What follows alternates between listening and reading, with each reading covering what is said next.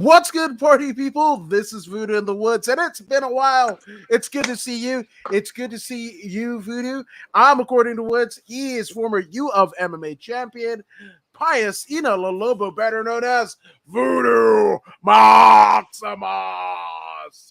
And yeah, this Saturday, which happens to be my birthday, May 7th, 2022, we have UFC 274.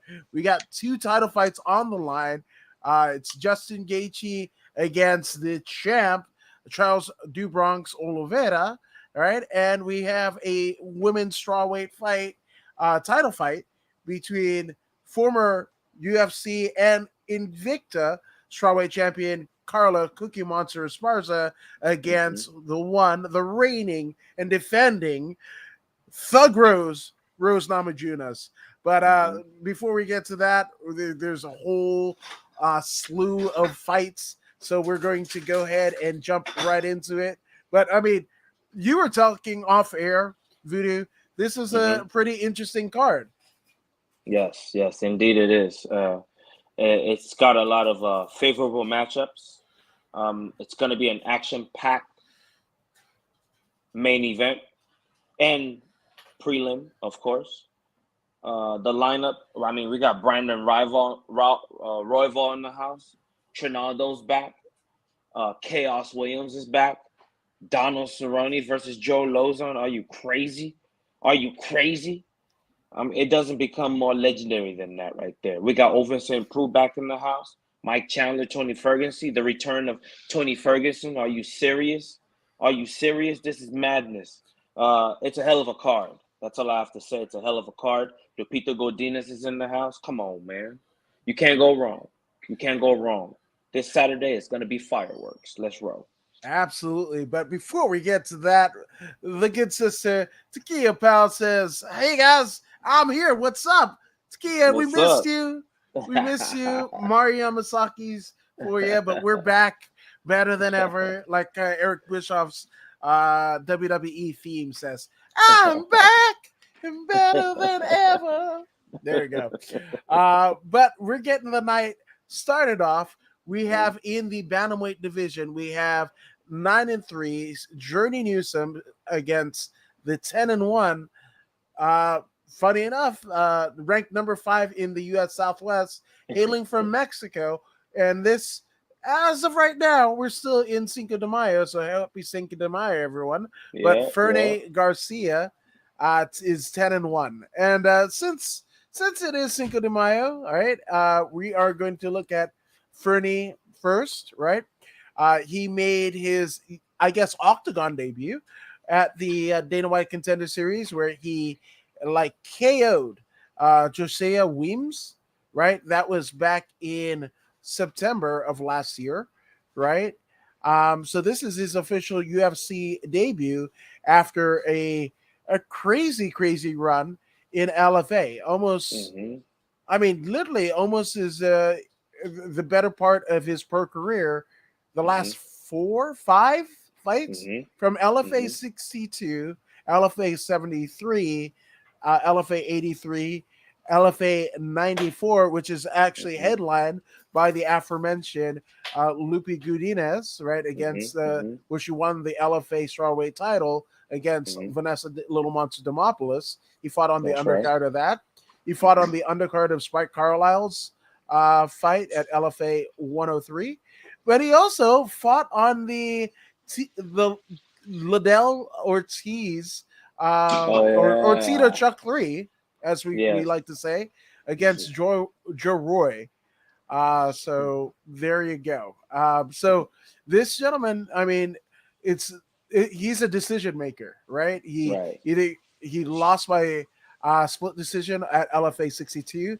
And that was the card headlined by none other than Casey Kenny and Vince the Anomaly Cachero, right? Yeah, we broke that one down too. Yep. Yes, we did. Right. So, and then split decision against Marquise Williams, Jay Viola, unanimous decision, split decision against Ryan Hayes, and then a unanimous decision over Isaiah Batin Gonzalez, right? So that's Fernie. on that end. And so the other end of the docket, we're looking at Journey Newsom, right? And I mean, no nickname when your name is Journey, right? That's it. But unfortunately, Journey has had a tough go in the UFC, making his UFC debut at UFC on ESPN 3, where he loses a unanimous decision to Hikaru Ramos, right? That's fun to Mm-hmm. say. Then he gives a no contest against Domingo Piliate and the undercard of Dominic Reyes and John Jones, right? And then Right. uh, gets KO'd by Randy Costa in the first Mm-hmm. round, right? Mm-hmm. Uh, Jesus Christ, man. If your name is Journey, what a journey has it been for Mr. Newsom here? I want to get your thoughts. We got a tough, literally a 4-fight winning streak. Obviously, a lot of it happening, 3 of those 4 fights happening outside of the UFC in Mm-hmm. LFA for one Fernie Garcia, but Mm-hmm. he's going up against somebody that hasn't won one iota in his UFC run. Yep. Yep. Unfortunately for Mr. Journey Newsom, uh, he isn't in a position to make any demands. Fernie is in a better position right here because he is more consistent. He's only had 1 loss. He's on some 5-fight winning streak. On that heat alone, I'm going with Fernie Garcia. He understands the way of the force. He's learned the art of winning, and he's very good at it. Mr. Newsom, on the other hand, doesn't seem to have mastered or understands the way of the force. So he might not even make it after this fight. I think he might just get cut after this fight, unless he comes out and he puts forth an impressive performance. Otherwise, we can say goodbye to Mr. Newsom right about now. Fernie's gonna win this one, the second round submission. I see a submission from Fernie Garcia in this particular matchup, second round. Which would also mark one of the most recent finishes of Fernie's career, because again, he's gone a decision, whether losing or winning a decision, but decisions nonetheless. So, hopefully he can make good of it as well. But speaking of make good, Takia says, "I miss you guys too. Aw, we miss you." I'm just saying, So we're back. We're talking about fights and all of that jazz. But speaking of jazz, man, we got this might be heavy metal. Mm-hmm. This ain't jazz, because we have the Brazilian 14-2 Ariane Sorioso Carnelosi, and she is facing none other than the aforementioned former LFA women's strawweight champion, Juan Lupita Godinez, right? So Mm-hmm. let's look at Carnelosi first, right?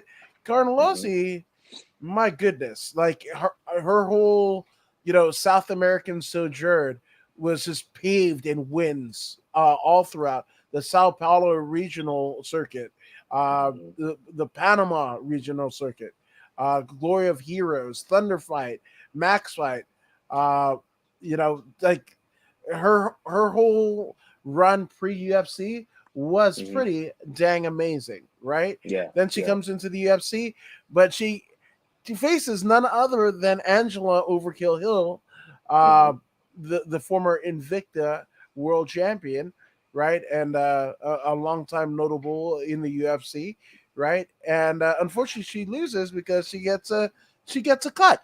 Mm-hmm. Ariane gets a cut, and the doctor stopped it, right? But then after Angela Hill, she goes 2-0, right? Mm-hmm. Not Mm-hmm. Leong, right? And that was a ground and pound, so she finished by TKO. And then she finished Estela Nunez via rear naked choke. So it's been like a nice little way to tap her off that first loss, that first fight in the UFC against Angela Hill. But Mm-hmm. my goodness, She's got a tough assignment on Saturday night against Lupita Godinez. So let's look at Lupita's record. Obviously, 7-2, but as she Mm-hmm. came into the UFC, she was undefeated. Undefeated. Mm-hmm. Mm-hmm. She was a notable at Combate, right? She fought at Combate 42 Global, Mm-hmm. beat Felicia Magalan Mm-hmm. via unanimous decision, then goes to BTC 8 Eliminator and beats via unanimous decision Lindsay Garbrandt, right? Then Right. she has that fight, her LFA debut, which was a title fight against Vanessa Little Monster Demopoulos, where she Yep. wins. And I think the most notable one, I guess, stanza in that particular fight was where she being Lupita Gutierrez, couldn't Mm-hmm. hear her coaches and was like, What coach?" And picks Little Monster up over her shoulder, and Mm-hmm. all the coaches were saying was just slammer, slammer. But she walked Little Monster over to her coach's corner and slammed her right in front of the coaches, right? So her only fight in the LFA is the title fight, which she wins via majority decision, but comes into Yep. the UFC after a year, like almost a year layoff, right? I mean, Yep. Yep. yeah. I mean, it seemed like a year. So Yeah. it was September 2020, and then she finally makes her LFA debut. Now you got to remember the landscape, right? Where a lot of LFA fighters were making their debuts soon after, and a lot of LFA champions were making their debuts. That's right. You know, Royval, he had Yep. been in the LFA. Jimmy Flick. Yep.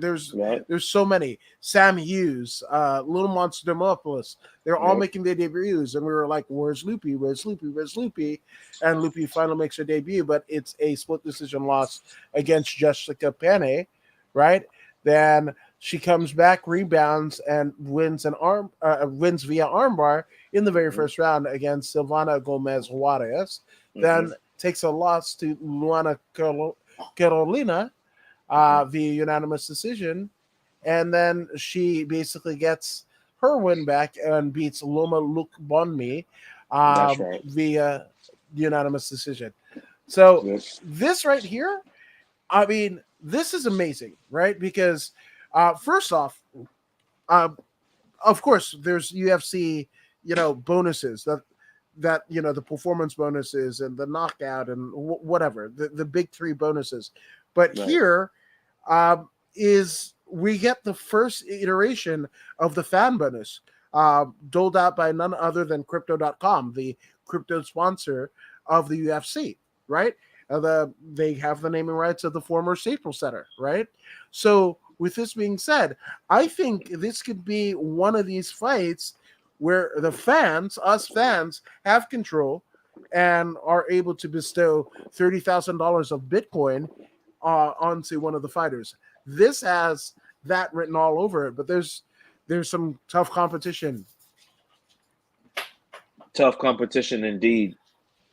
This particular matchup strikes me as the striker versus complete mixed martial artist type fight. Lupita being the complete fighter. Ariane seems like a pit bull type mentality. Bring the force, bring the Muay Thai, smash everything in its path like a tornado. I'm going for Lupita to win this one just because of the skills that she brings to the table. I've been watching the progression of her career. The team that she has behind her, they understand. They understand the machine that is Lupita, and they know how to push that machine to make it work at tip top performance, and they have that chemistry going for them. Ariane, I'm not sure what's going on there, but I'm betting my money on Lupita. Split decision victory. I like that. I like that, and I think it's going to be a bit of a war. I mean, there's never been a time where Lupita doesn't bring the war, right? And she has that distinction. Everybody talks about Hamzat Chimaev about taking a fights in on 10 days notice and different weight classes. Lupita has done something similar in her career as well. And it's been really good for her. So Yep. she's that was it was like a month. Or I mean, she fights at UFC Fight Night against Luana Carolina, and then Yes. takes that fight with Loma Lukmanbi Yep. um, the very next month. Like, so I'm just saying, dude, Lupita is amazing. I'm also gonna pick Lupita as and she's a friend of the According to Woods show. So That's right. yeah, so there you go. There you go. Now we have a men's flyweight contest against and it's CJ Vergara, who's 9-3-1 against the Brazilian that's Cleidston Rodriguez, right?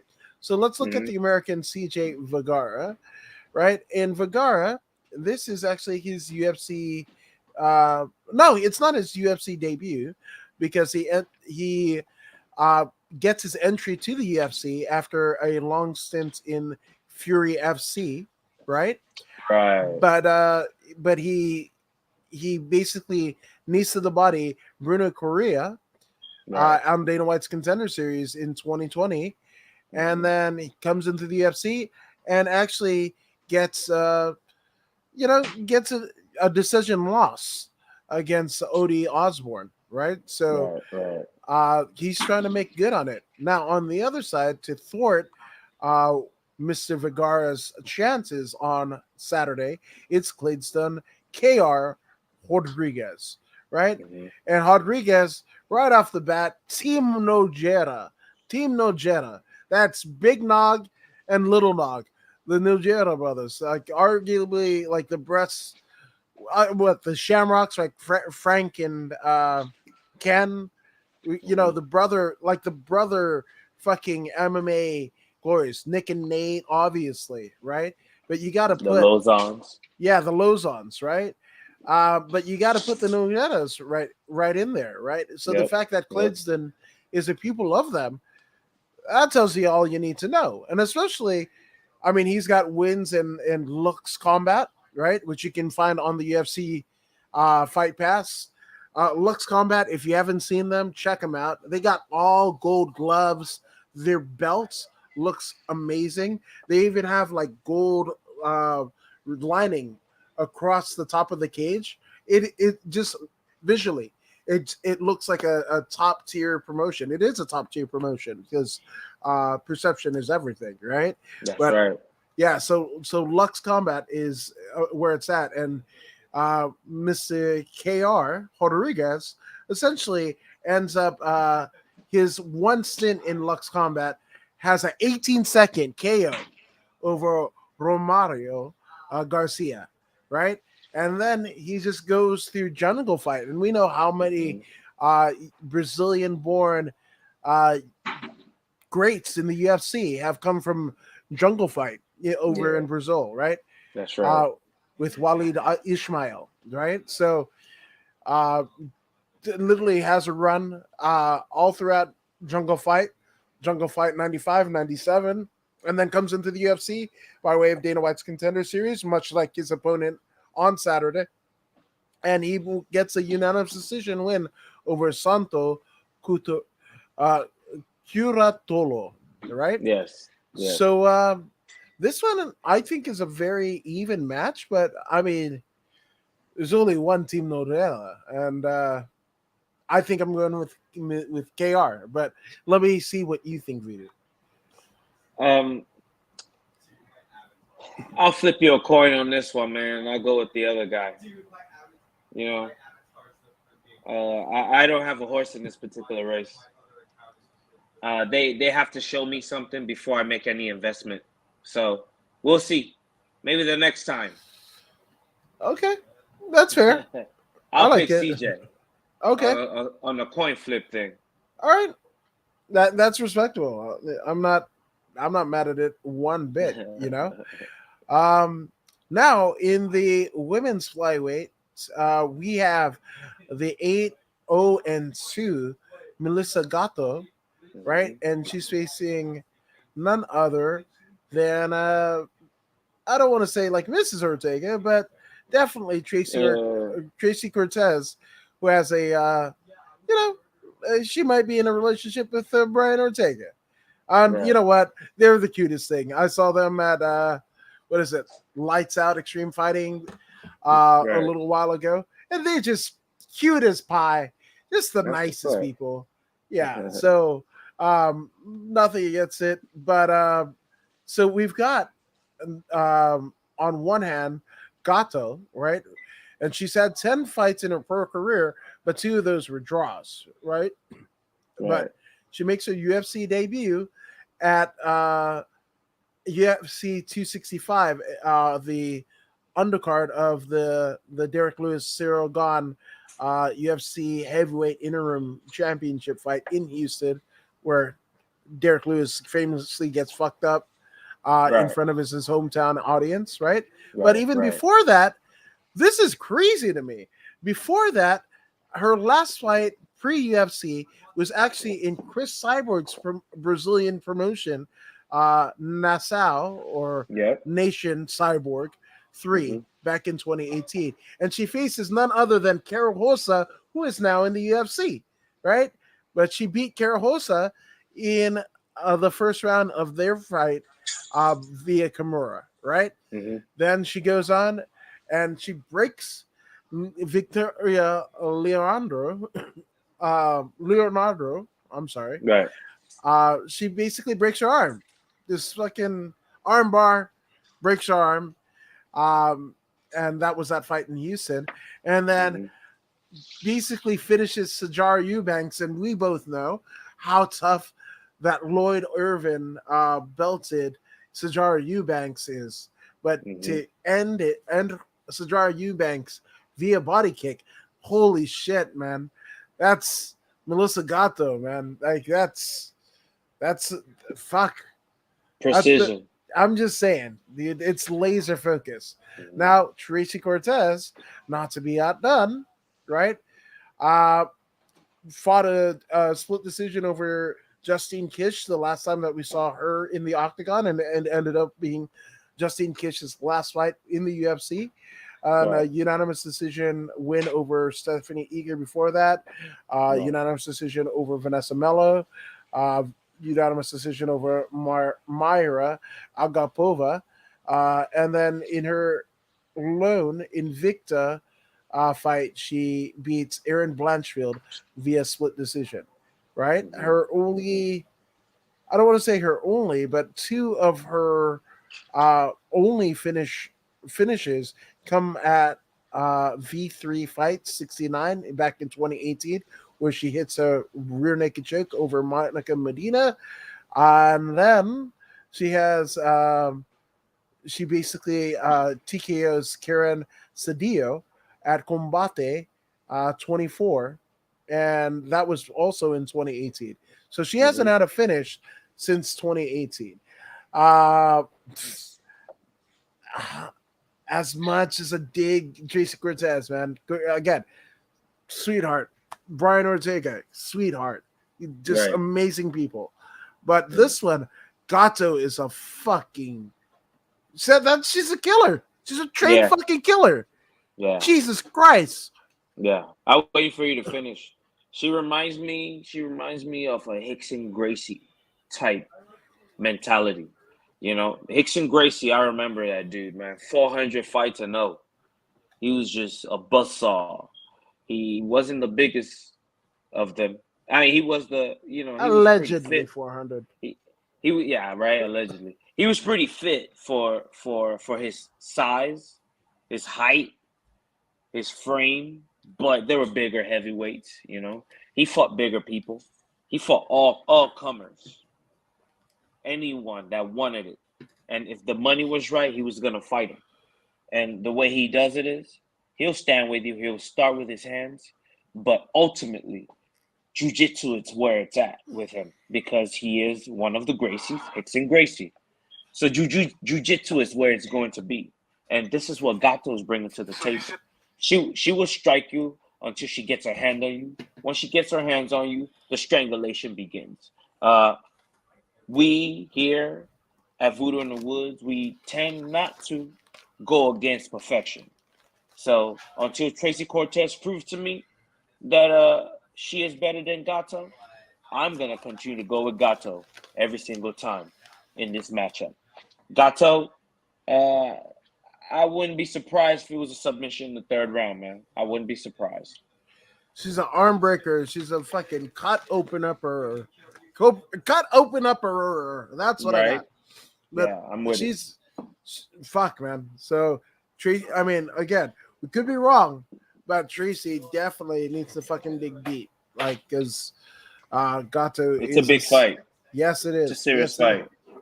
And again, this could also be that Crypto.com fan voted, $30,000 bonus, which I Yep. would love nothing more because it happens in Bitcoin. So I'm just Could, saying, it could end up being fight of the night. Who knows? who knows?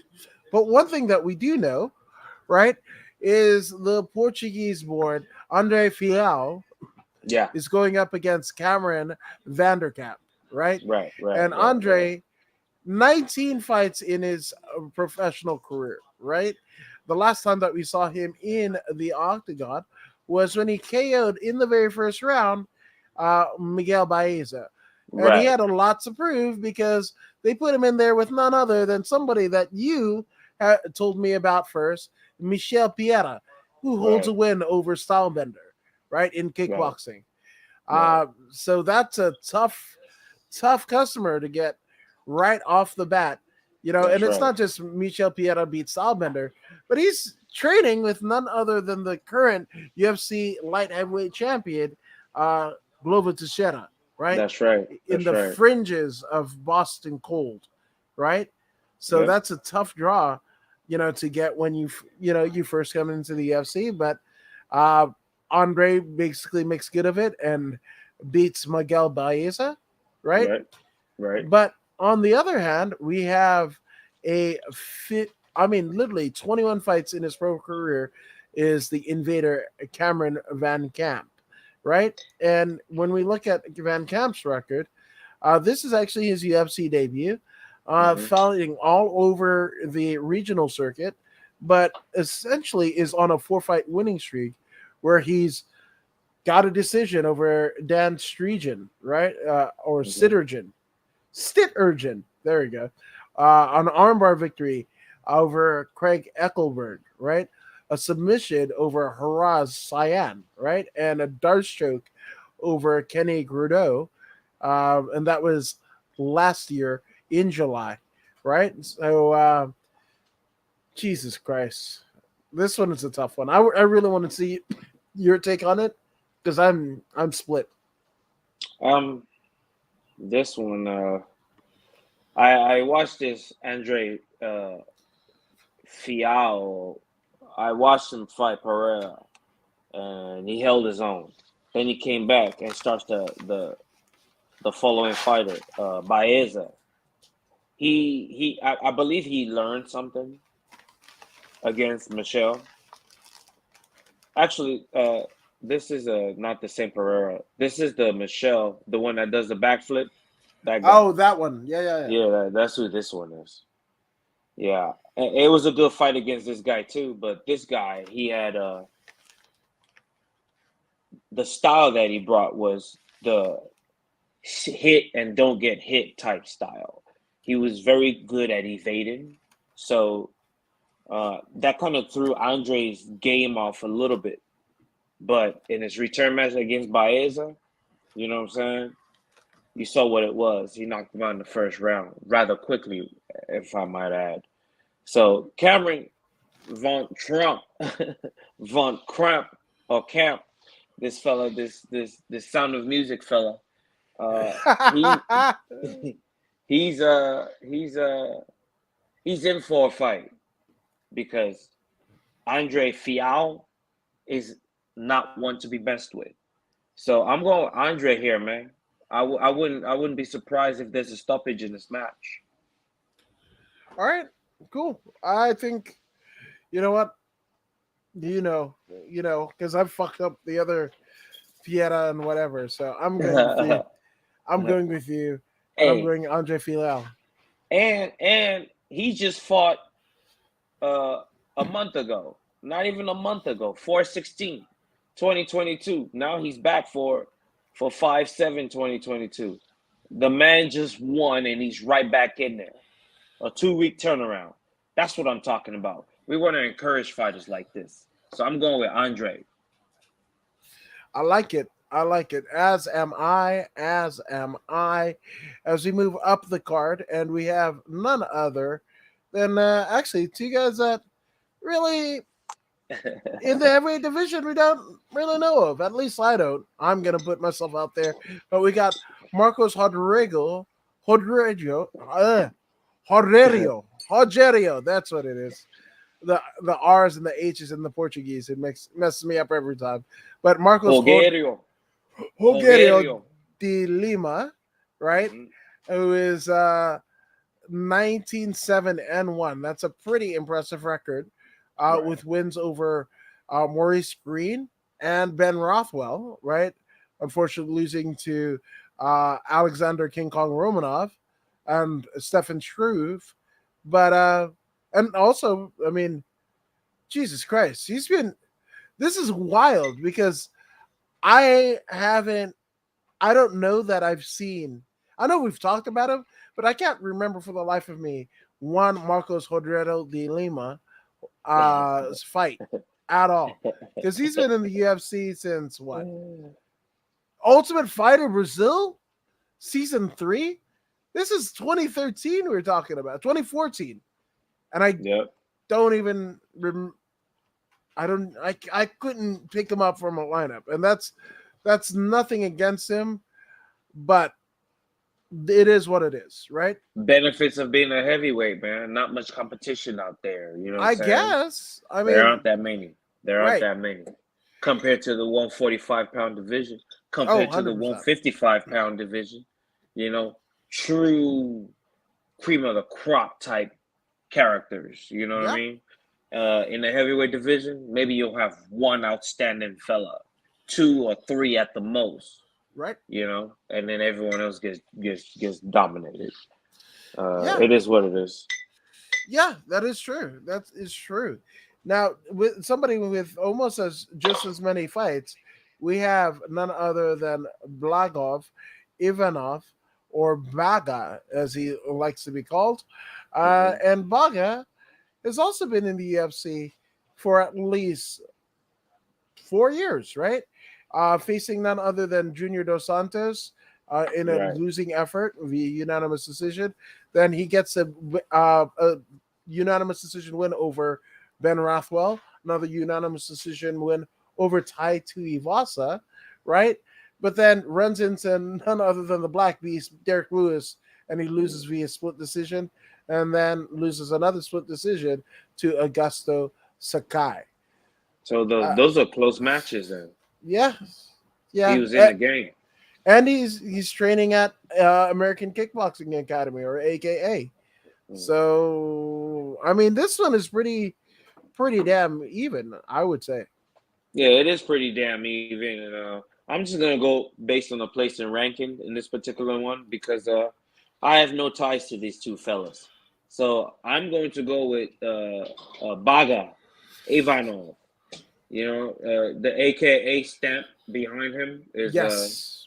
is a stamp of approval that I'm willing to ride with on this particular topic. Yeah. So I'm going with him to win by split decision or something ridiculous like that. Yeah. I mean, that's a great Javier Mendez, and look at how many peoples that have come out of there. The Luke Caracos, the Daniel Cormiers, the Habib Nurmagomedovs, and Jesus Christ, man. Like, what's the fucking dude that does the podcast? Josh Thompson. Josh Thompson's in Right, there. right, right, John Fitch.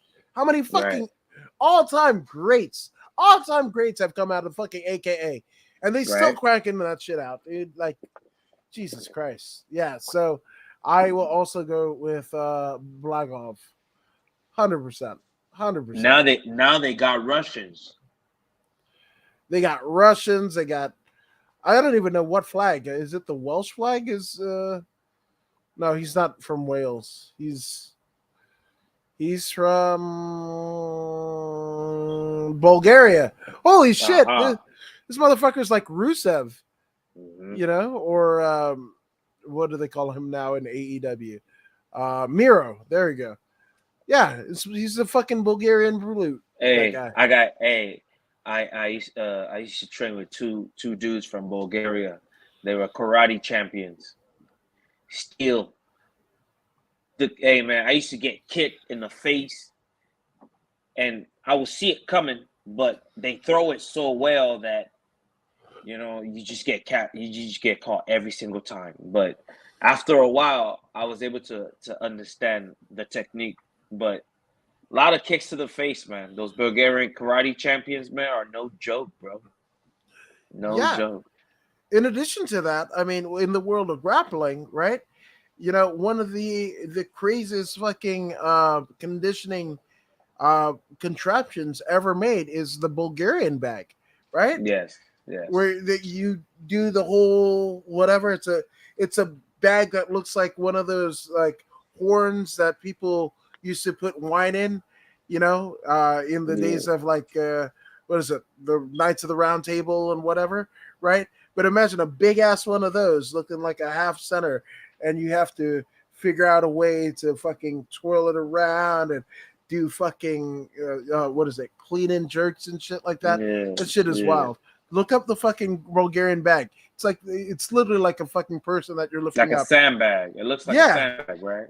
yeah. And these badass Bulgarians are just fucking lifting Yeah, it like the Iron Sheik, in the fucking clubs, right? The fucking. yeah. So I'm just saying. So yeah, we're going with Baga for sure. Most deaf. So as we get up in the card, we actually go down in weight because you just do after a heavyweight fight. But we got an exciting fight with Matt Schnell, who is 15-6, against none other than Brandon Raw Dog Royval, who is 13-6. Now with Danger Matt Schnell, who literally looks like a fucking Ken doll, that guy. But he essentially makes his UFC debut on the Ultimate Fighter, right? Season 24. He faces Rob Font and loses, right, in the finale. But prior to that, he was in Legacy FC, the precursor to current day LFA, right? It was LFA and RFA. I mean, Legacy Fight and RFA that merged together and created the LFA, right? Hmm. So after that, he goes on to the Ultimate Fighter, beats Matthew Rizzo, then gets eliminated from the tournament by Tim Elliott, but then comes back and is an alternate and was able to face Rob Font in the Ultimate Fighter finale. And maybe that wasn't the finale, right? Maybe that was just they paired people in the season to kind of fill up the card. But in any Hmm. event, he loses to Rob Font. Then he makes his official UFC debut in a losing effort to Hector Sandoval, but then rebounds and gets a unanimous decision win over Marco Beltran, Naoki Inoue, Last Samurai. He actually Smoker. finishes fucking Louis Smolka Yeah, in the very first round via triangle choke.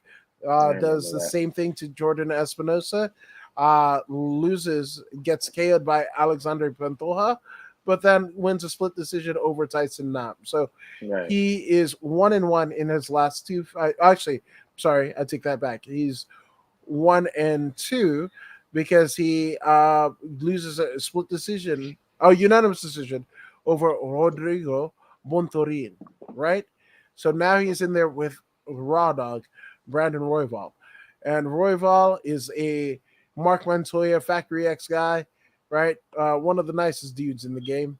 Um, a friend of the According to One show, right? So I'm not going to pick against him. But he did something that Matt Shaw couldn't do, was get a win over Rodrigo Bontarin, right? But prior to that, losing to Brandon Moreno and Alexander Patoja. respectively, but has a win over Kai Kara France, Tim Elliott, Nate Williams, Joby Sanchez. Um, lost to Casey Kenny. Charles Johnson, Jerome Rivera. Crazy enough, he fights on the undercard of LFA 43, which is none other than Ryan Lilly against current Bellator World Bantamweight Champion Rafael Stotts. Mm-hmm. So that's just a fucking kind of cool little tidbit. Ryan Lilly, who you train with, right? And Rafael Stotts, who's the Bellator World Champion, right? Yep. And essentially Royval fought on the undercard of those gentlemen, which is just fun when you think about the MMA math ramifications of everything. That's right. But I can't go against somebody that's been on my podcast. Raw Dog has been a guest on the According to Woods podcast, so you could say I'm biased, but you're gonna see we're big fans of Royval. I was telling you about him voodoo, voodoo about Royval, and look, you have actually extended my love for Royval because you speak about him so passionately that I'm like, how can he not lose? Brandon Royval can never do anything wrong, right? Yep. Hey, Royval, what was that former champion's name again? What's that dude's name again? The Rafael Stotts or Jimmy Flick? No, the UFC champion in their weight class before. Jesus Christ! I just wrote it off too. What was his name? It was Brandon Moreno. Brandon Moreno. Yeah. That fight with Brandon Moreno. For the record, for those that don't know, Raw Dog dislocated his shoulder during the fight. That's why he lost. He didn't get beat down or anything. He wasn't dominated, none of that. He dislocated his shoulder. And, at such a high level, you cannot fight with 3 limbs at such a high level. So, that's why he lost that match. It wasn't because he got dominated. But when we look at Schnelly and Royval, I look at Schnelly, I see that he's a complete fighter. He's 32. He's peaking, right? He's seen it all. He's done it all. He's won more than he's lost, right? 6 losses, 15 wins. He's doing well in his career, but I notice he's coming down. I mean, he's coming from bantamweight to flyweight. That means he's going to be dropping an additional 10 pounds. That matters. You're coming down to Brandon Royval. Brandon Royval, known for his cardio. When he comes, he is like the Terminator. He will not stop until he breaks or he breaks you. And this is how Raw Dog is. Now, on top of that, non-stop assault, he's a complete fighter. He flirts with free flow every time he fights. The level of athlete that you see before you, please, ladies and gentlemen, pay attention to this kid. Study him. Watch his career. Don't study him. Watch his career progress. If he remains active, he is capable of being champion. He's got all the tools. If there's anything missing, it's probably right here. And I'm sure his team is working with that every day. But as far as performance, excellent striking, excellent jiu-jitsu, excellent wrestling, excellent transition. The man is extremely flexible. Guess what? He uses it. He incorporates that into live fighting. This is the next level. So Brandon Royval, I see the pressure get into Matt, and I see Royval finishing it with a ground and pound, terrible elbows, slicing him up into oblivion. I see him getting TKO'd in the 3rd round.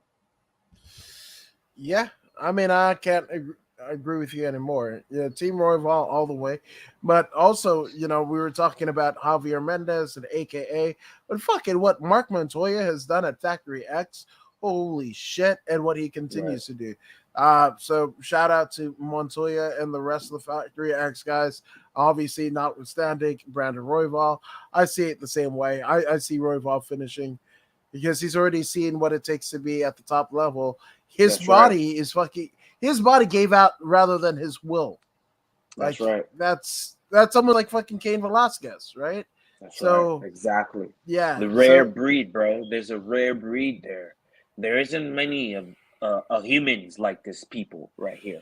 The Diaz are similar. yep, They're blessed with endless cardio, and they weaponize it. They use it as a weapon, and they bring the assault. It's like having a million soldiers fighting, say, 300, and they send all million at the same time. That's what it feels like when you fight these people that are strapped with a huge gas tank.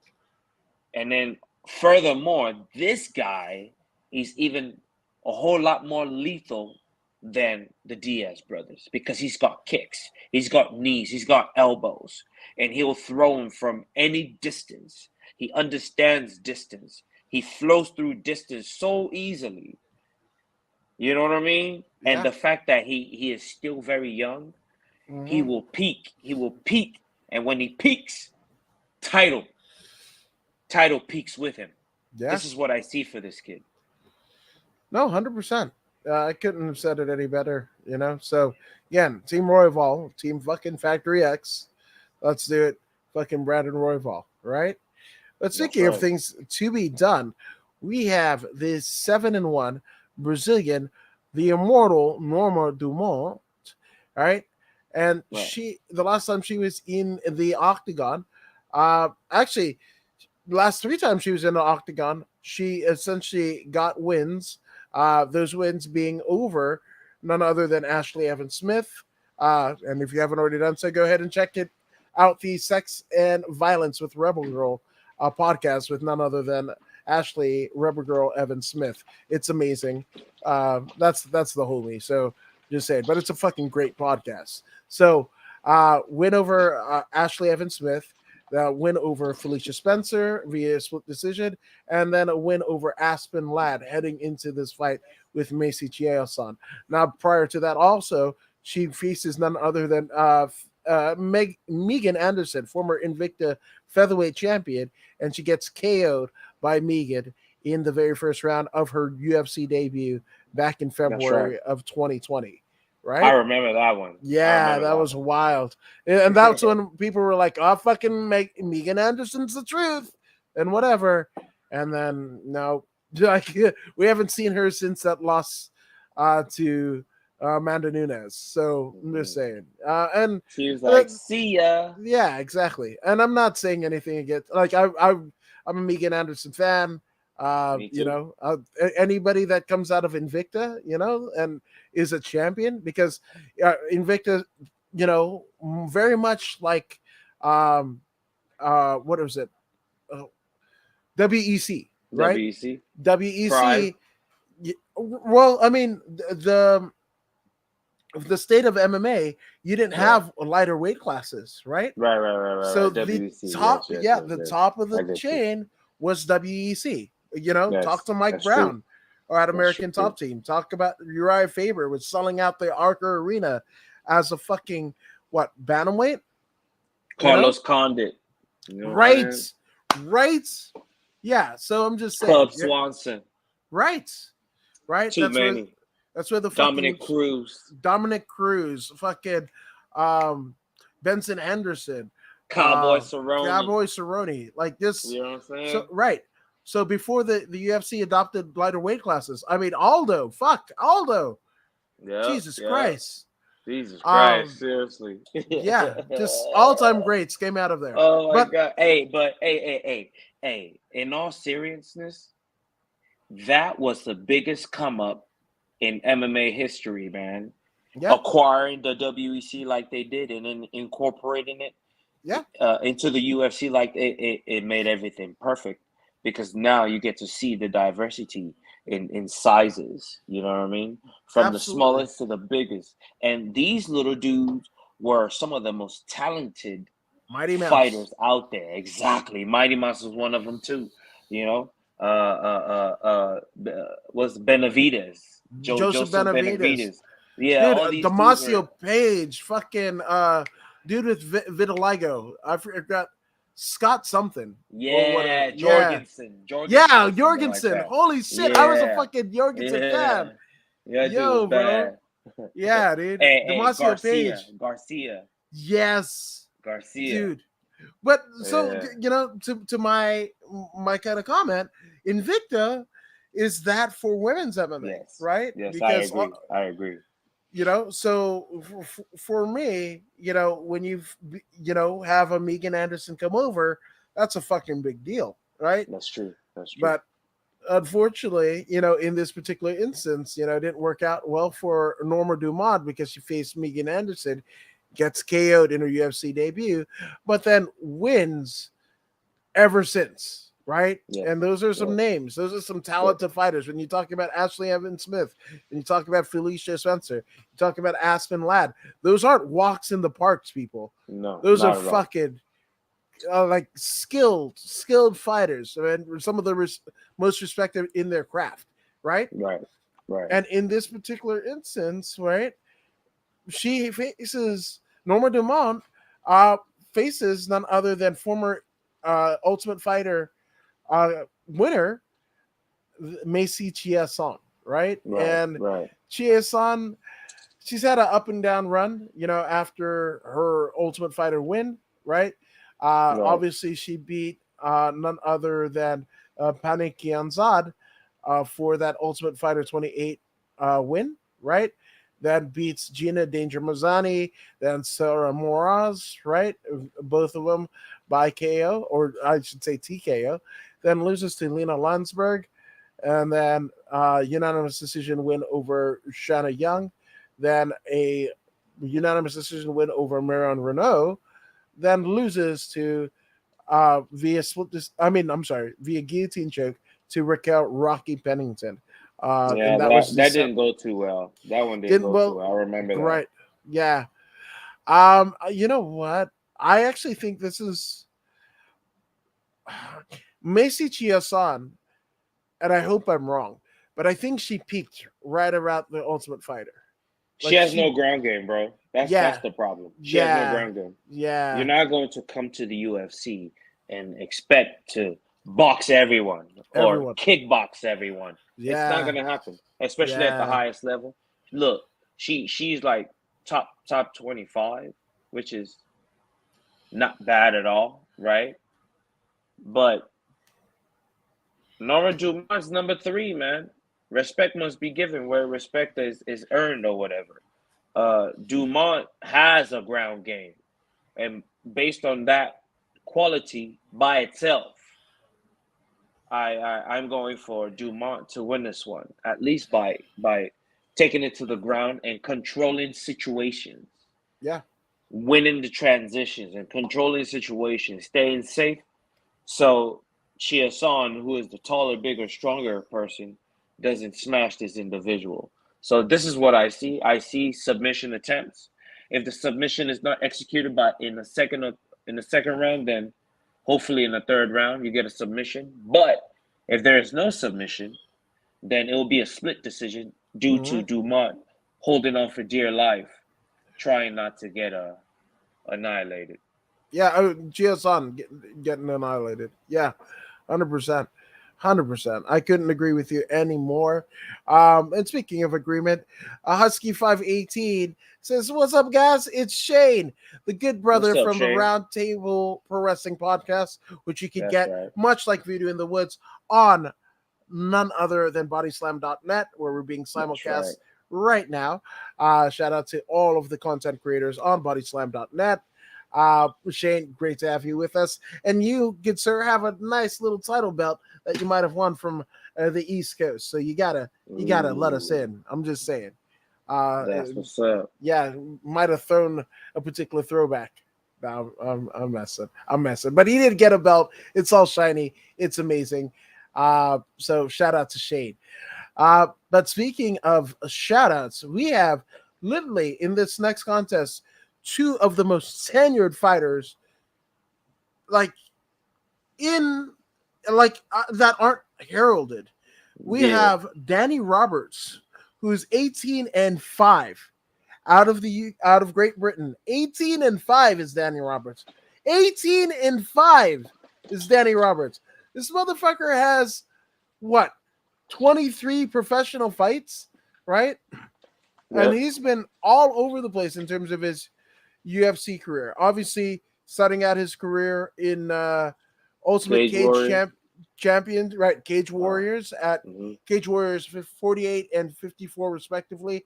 Then reappears at Cage Warriors 57 and 64 and 68. And then he makes his UFC debut and beats Nathan Coy in 2015 via triangle choke, right? Then Dominic Steele wins via unanimous decision, loses to Platinum Mike Perry, unfortunately. And I say unfortunately because I, just on general premise, I like Danny Roberts better than I do like Mike Perry, but that's another story for another day.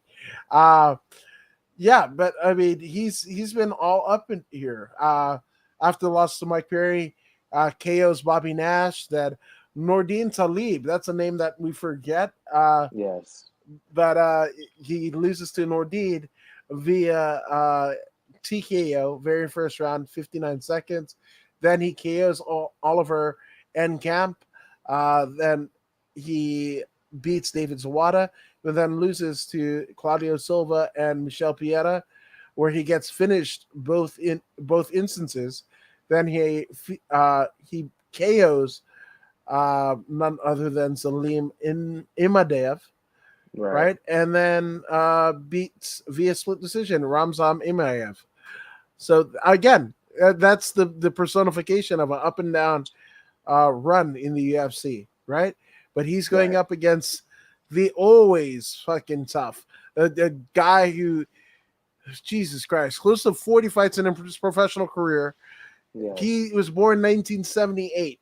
He's like literally 20 years older than most of his contemporaries. And I'm talking about yes, Francisco Ronaldo, Constrictor team, right?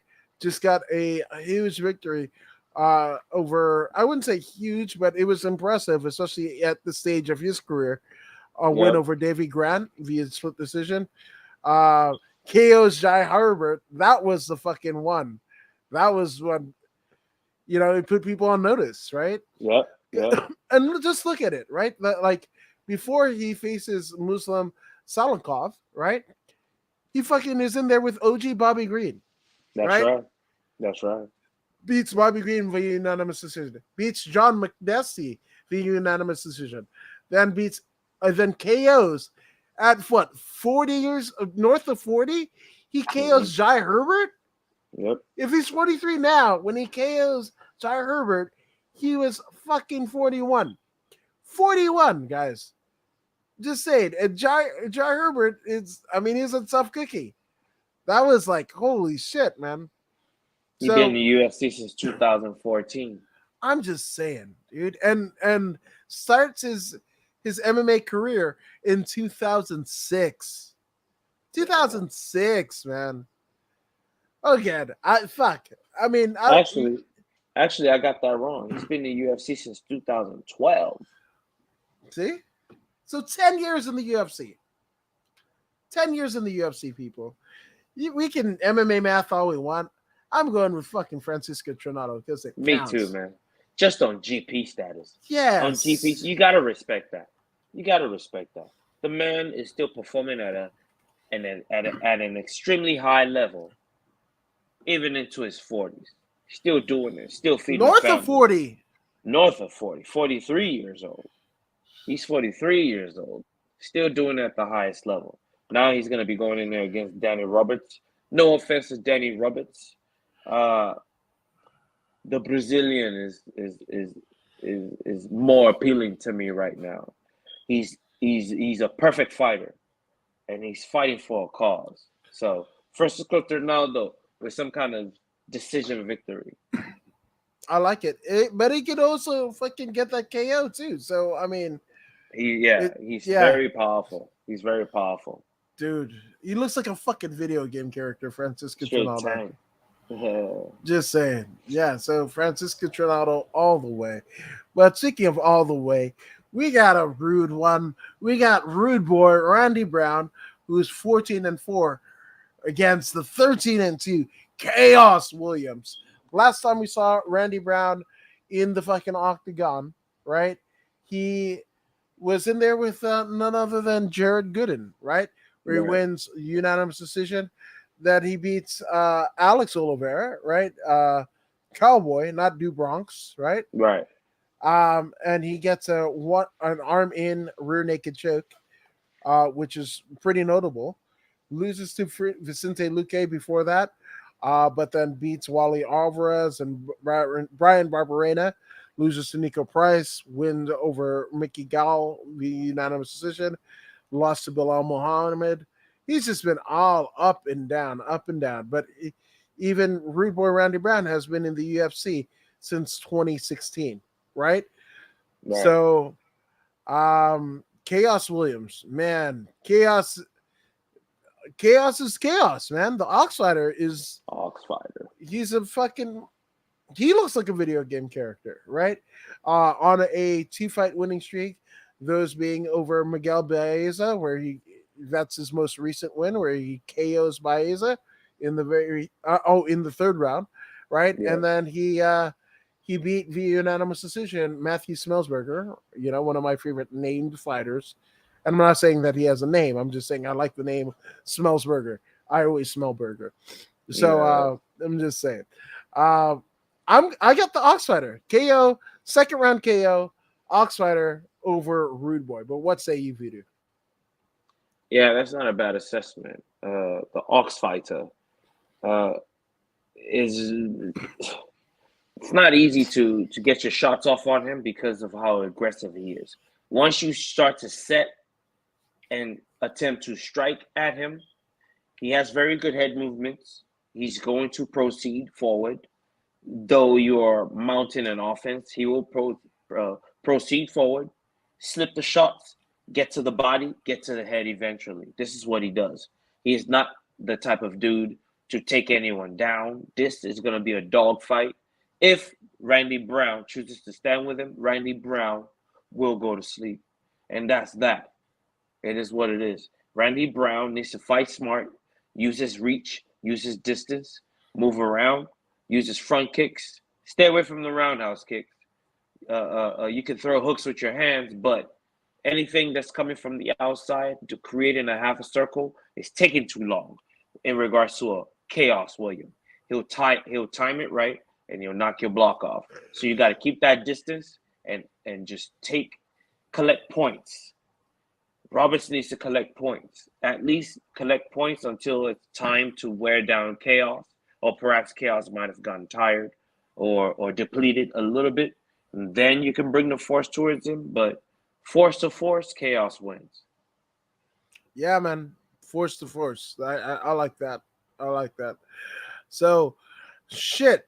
Opening up the main card, right? The pay-per-view only card. We have two of the most tenured fighters ever. Yeah. What we mentioned. But Donald Cowboy Cerrone, 36-16 against the 28-15 Joe Lozon. Right? We'll look at Lozon first. But Jay Lau, that doesn't age well. But Jay Lau was on a losing streak. Losing to Stevie Ray, Clay Guida, and Chris Grutzmarker prior to, getting that win over Jonathan Price, where he put a lot of people on notice. But that was back in 2019.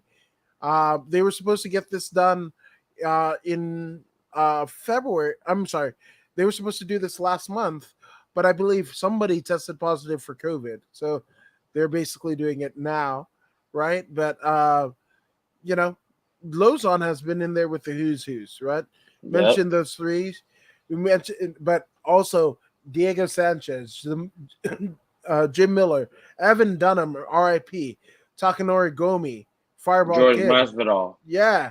Mike Brown. Yeah. Mac Danzig, Michael Johnson, Jamie Varner, Anthony Pettis, Melvin Gillard, Gabe Rudinger. Yep. We forgot the good brother Gabe Rudinger at UFC 118 and beats Rudinger by fucking armbar. Yep. Jesus Christ.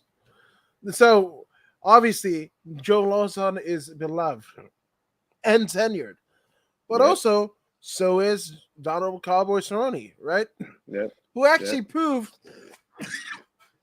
in the UFC press this week that he didn't want to be there. Like he didn't want to be in there in the fight with Conor. So that proved fucking Stephen A. Smith right. I can't even believe that. I can't believe that is true, but it is true. It has become his truth. Yeah. It wasn't that in the beginning. It wasn't.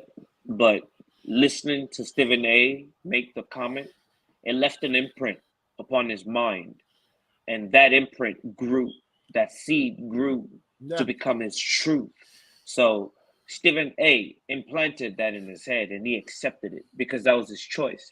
He chose to accept that. He could have let it go, but he chose to internalize it. And now it is part of his truth. It's coming out of his mouth now. Yeah, that's a scary one. But I mean, after the fight with Alex Morano, right, where he gets KO'd, Cowboy basically took some grappling fights, right, at Combat Jiu-Jitsu Worlds, right, and where he faced Greg Jones, arguably one of the greatest no-gi grapplers alive today, right, and then also loses, against UFC notable Joe Solecki, right, where he gets rear naked choke. But the last MMA fight that he had was Alex Morano, where he gets KO'd on his feet. I remember people were crying that was a bad stoppage. I thought it was right. Given how many fights and how much trauma Donald Cowboy Cerrone has put on his body over the course of his career, right? I remember first time I saw Donald Cerrone wasn't even on WEC. It was on fucking Tap Out with Mass Scrape and Punk Ass. Skyscraper. Yeah, those three, the Tap Out crew. And the episode, the Cowboys episode was Cowboy was a Muay Thai fighter, and he wanted his Muay Thai shorts to be melded into his MMA shorts. So Mass got his first, I think it was the shorts that Cowboy first won his first Muay Thai fight, and was able to sew and stitch it onto a pair of UFC regulated trunks. And he ends up winning. So just fond memories there. But I mean, literally on a 4-fight losing streak, actually 5-fight winning 5-fight losing streak, and those being against Tony Ferguson, doctor's eye stoppage. You remember that, where obviously Cowboy's eye blew up because he blew his nose and it just fucked up. It was so gruesome. Justin Gaethje, where he gets KO'd. Conor McGregor, obviously, where he gets KO'd. Unanimous decision lost to Anthony Pettis, and then that KO over Alex Morano. So I actually have Joe Lozon winning here, probably like heel hook, like something vicious on the ground. Second round. Yes. Joe Lozon is one of those Hicks and Gracie type characters as well. He can strike, but he's going to take the path of least resistance, and he's going to get his hands on you. If he gets you to the ground, he's a hard worker. He's got an extreme gas tank. He's one of the pioneers of martial arts, or mixed martial arts, as they say. One of the first pioneers. Amazing fighter. Him and his brother, very good fighters. It's good to see that he's still around. I believe in his jiu-jitsu skills. I believe in his approach to nullify Donald Cerrone, execute that submission, like you said, and I see Donald Cerrone retiring right there in the ring. Wow, yeah. I mean that's got some historical implications. Obviously, there's more fights, and you can't tell him that, but there's more fights behind him than there is ahead of him in terms of Cerrone. So, um, I, what does Donald Cerrone have to prove? He's Absolutely nothing. yeah. That why not call it a career in Phoenix, right? Exactly. Exactly. And that's win, lose, or draw. It's not even if Yep. he loses. Yep. Win, lose, or draw. He's a He, bona fide legend. I feel like he's doing this particular fight for his son Danger. Right. Uh, he wants his son to see him fight. So he's gonna fight one more time, and then he's gonna hang it up. Yeah. And thank you to the fans. Yeah. And he's been emotional, and you can check out the footage on Cage Side Press. The good brother, Eddie Law of Keyboard Warriors MMA, actually asked a question about, um, like what does his son mean to him, and Cerrone got choked up, and it's crazy. I thought I was the only one that saw it. You saw it too, and yeah, this could very well be Cowboy Cerrone's swan song. Yeah, it is what it is, man. Thank you, Cowboy Cerrone. If my hypothesis is correct, well, thank you very much for everything you've done for the sports of mixed martial arts, all the years of entertainment.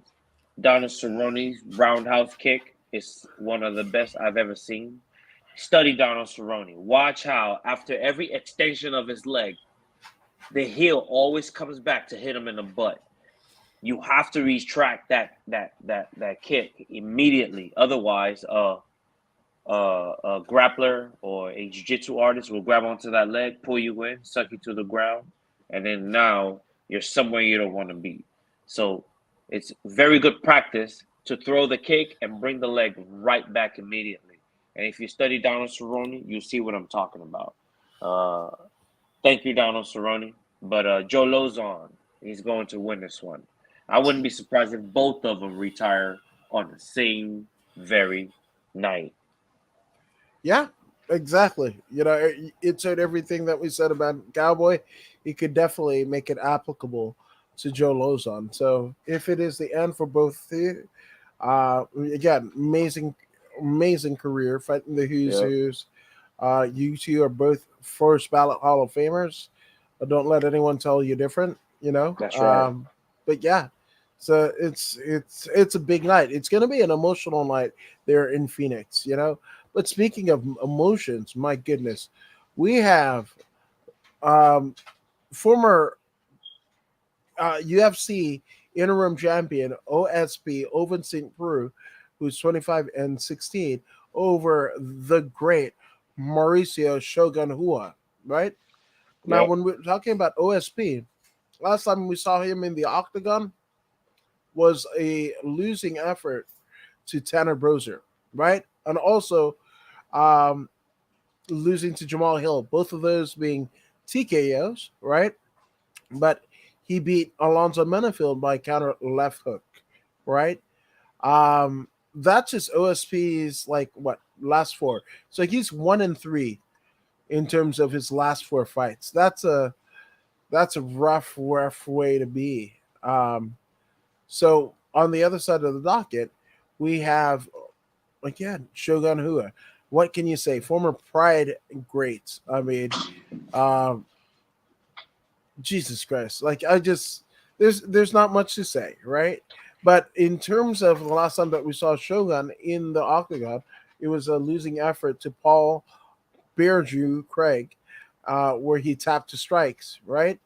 Then right. prior to that, he gets a split decision win over uh, uh, basically Big Nog, right? Then KO's Tyson Pedro, loses to Anthony Lionheart Smith, right? Gian Villante, Jesus Christ, he's just.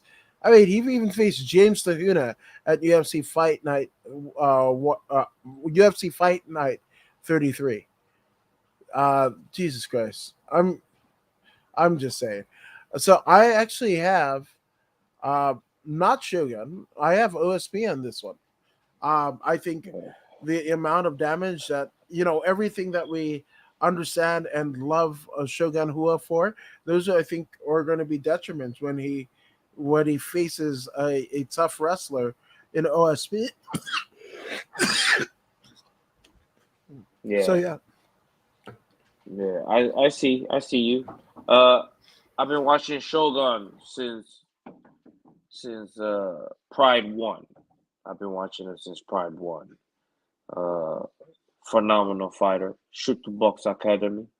Shout out to Rafael Cordero, Vanderlei Silva, Anderson Silva, uh, uh, the Shogun, and Ninja Hua. Uh, what a team they had! What a team that was! What a team! Um, some of the best mixed martial arts of all time. It was something special to watch these guys perform.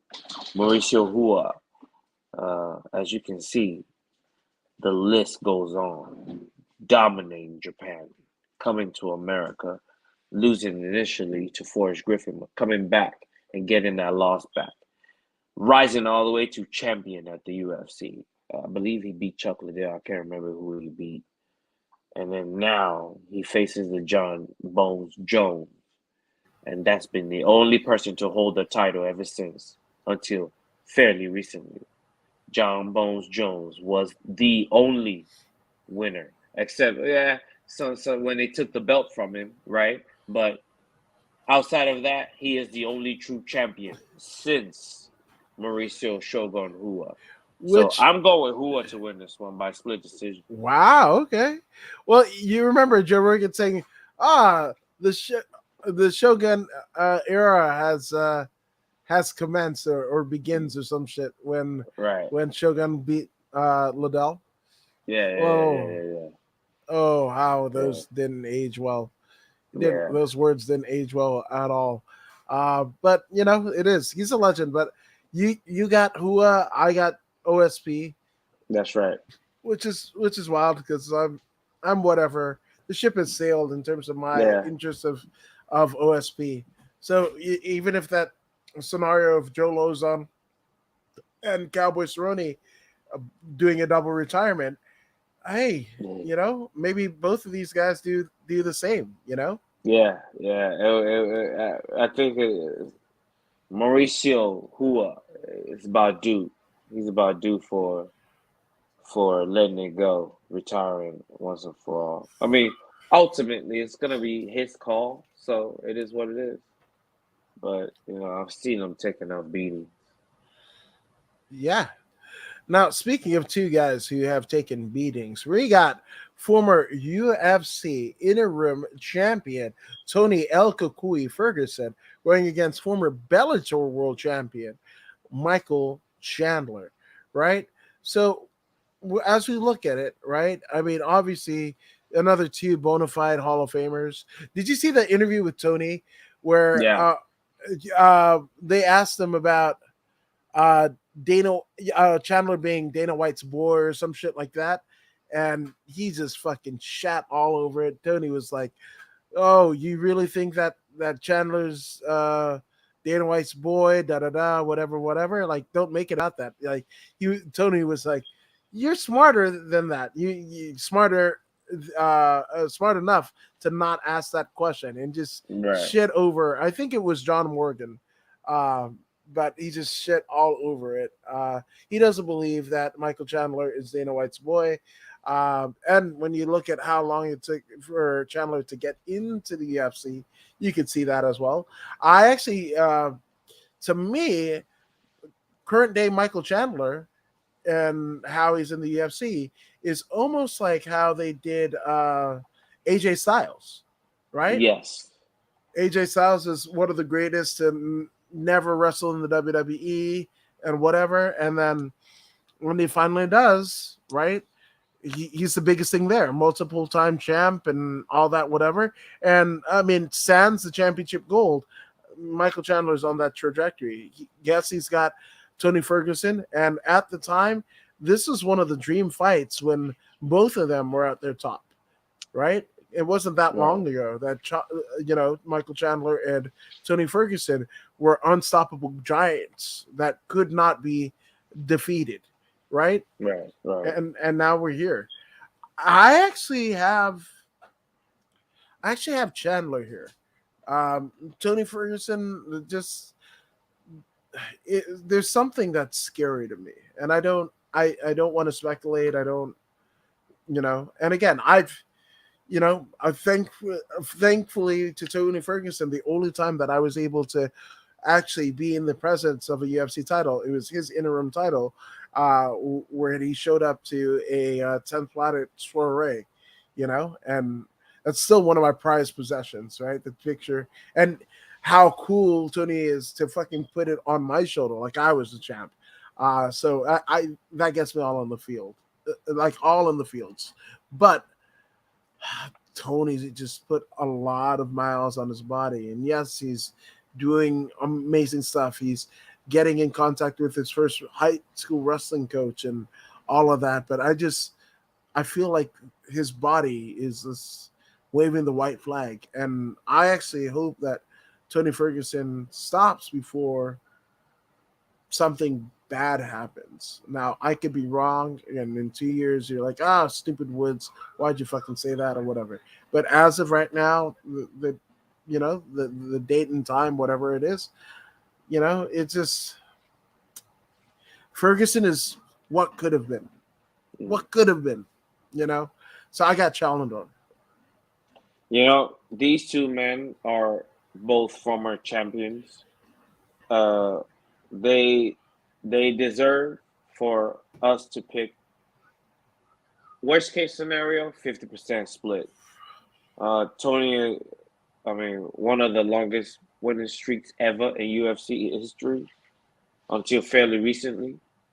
He's no pushover. He's very chronologically, he's not old at all, but in regards to the craft that he's a part of, he's probably 50 years old, So I will go for Tony anyway because he deserves to be picked, and we'll see what happens.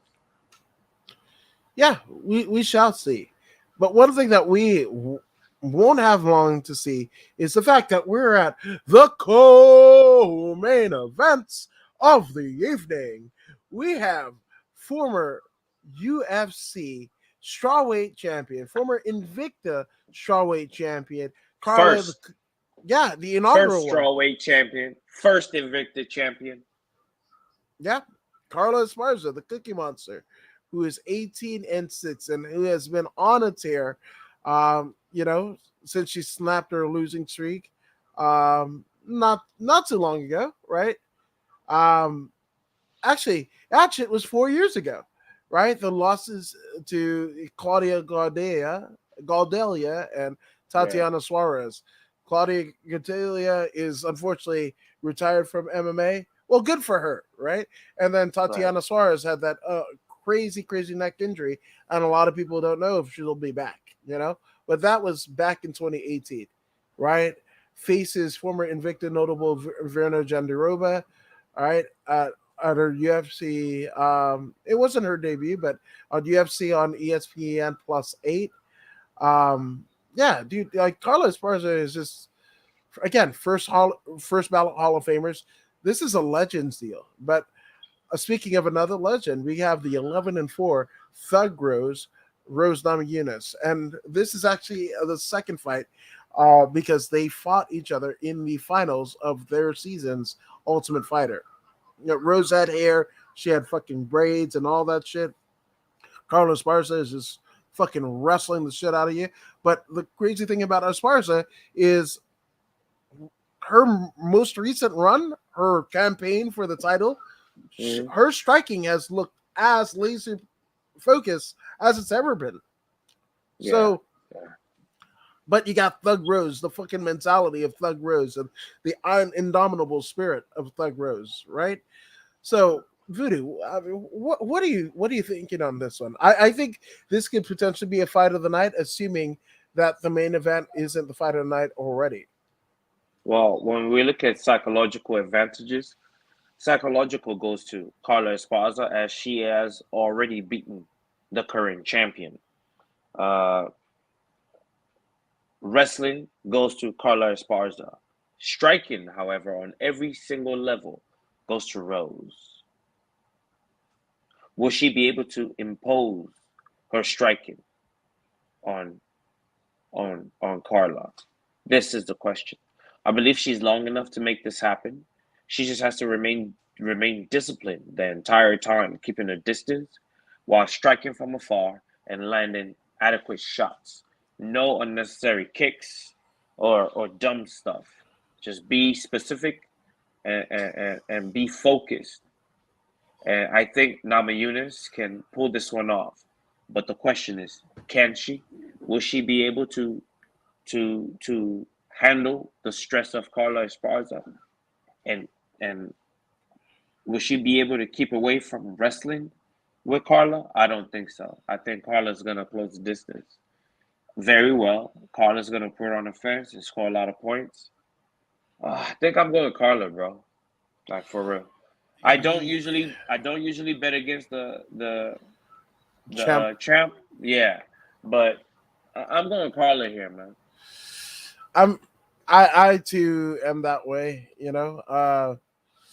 Yeah, I just yeah, I think that feels right. So that's a consensus pick. You got Carlos Esparza essentially going right back to the top of the mountain, a place that she almost started. I mean, yeah, she started her UFC career on the premise of. So I just think it's cool for her to make it back, you know. And she's got a she's got a busy fucking May, right? Because she's got the you know, got the Mother's Day for her mom. She's Hmm. got her wedding. She's got her honeymoon. That's all within the month of May, and this That's fucking right. title fight. And I That's guarantee right. you, she's gonna want to have, you know, the asterisks of being a champion once more of the biggest MMA promotion in the known land, the most recognizable, I should say, in the known land. You want to have your fucking title with you when you go on the fucking vacation. So I got Carlos Esparza too. Most deaf. Most deaf. So, speaking of things that are deaf, I'm going to make you deaf because we are at the main events of the evening.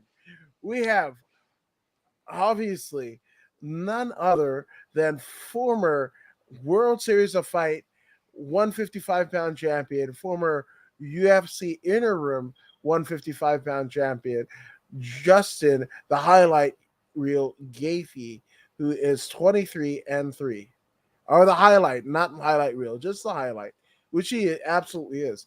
Last time we saw him in the octagon, he had that win over Michael Chandler via unanimous decision, but lost famously his interim title to Habib Nurmagomedov in the unification bout at Fight Island, right? Then we've got on the other side of the docket, we have Du Bronx Oliver. This guy is the personification of, you know, everything that you want to believe, right? You know, coming from the slums. And if you work hard enough, work out enough, it doesn't matter if you get doubted in your dreams, people think it's stupid, whatever the case may be. Charles Oliveira has gotten all of it and came out on the other side as a UFC world champion. One of the baddest motherfuckers on the planet, you know, wins against Dustin Poirier, where he finished him, rear naked choke. Michael Chandler.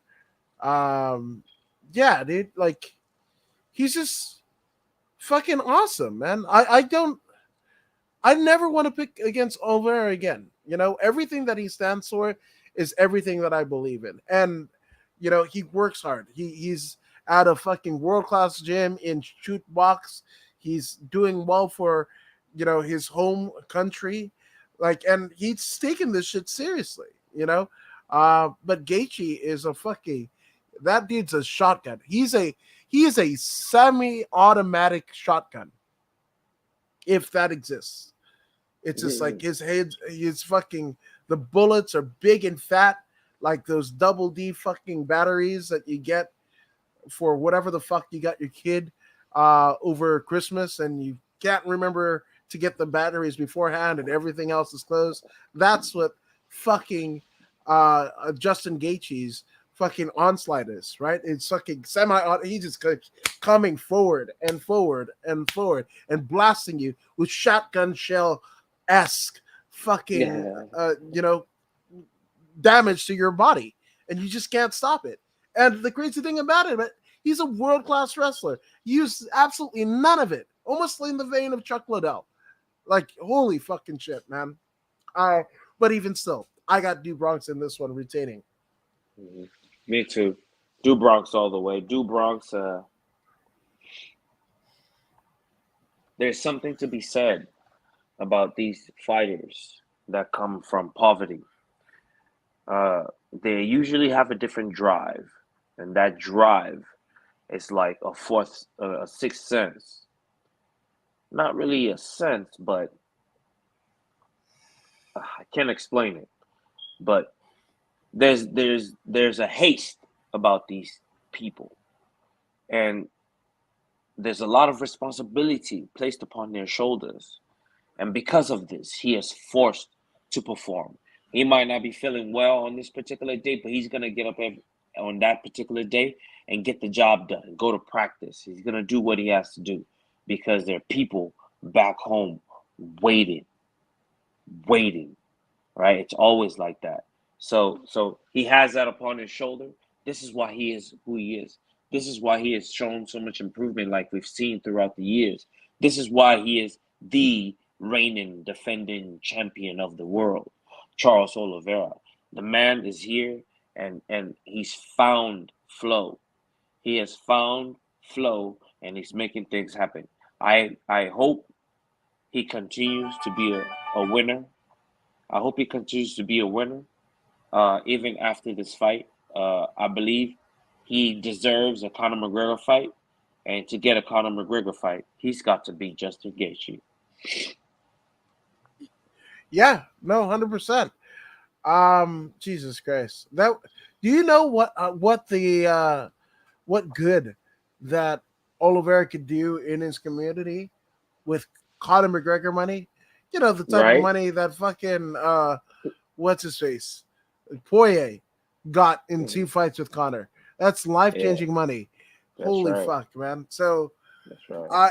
Oliveira, you know, the story, everything that he's been through, everything that he's gone through, all the performances that he's essentially captivated us all with, that is going to will him to victory on Saturday night, man. And again, I'm a fucking big Justin Gaethje fan. You know, him and Moraes coming over from World Series of Fight.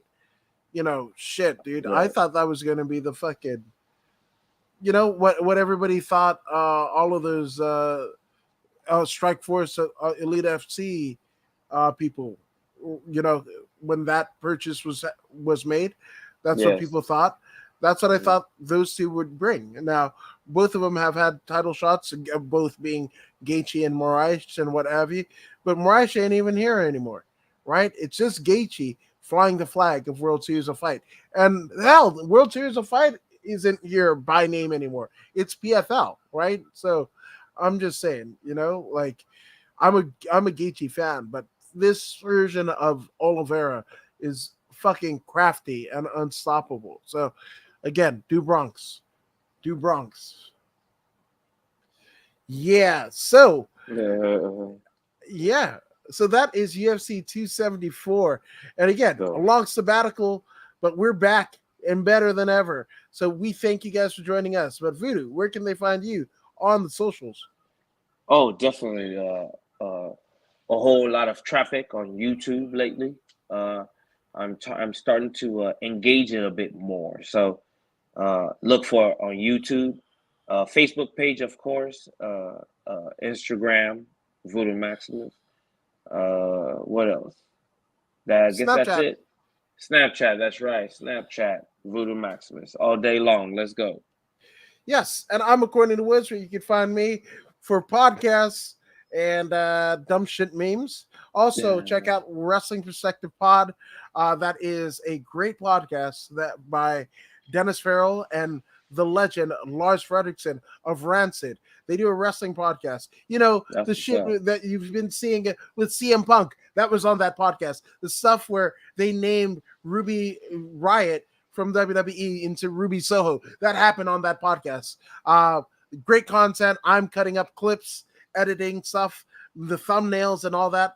That's on me. So go ahead and support that. You'll be supporting me. I'm just saying, those are some good brothers. I'm just That's saying. what's But up. we will see you back here Sunday with more Voodoo in the Woods as we fucking wrap up UFC 274.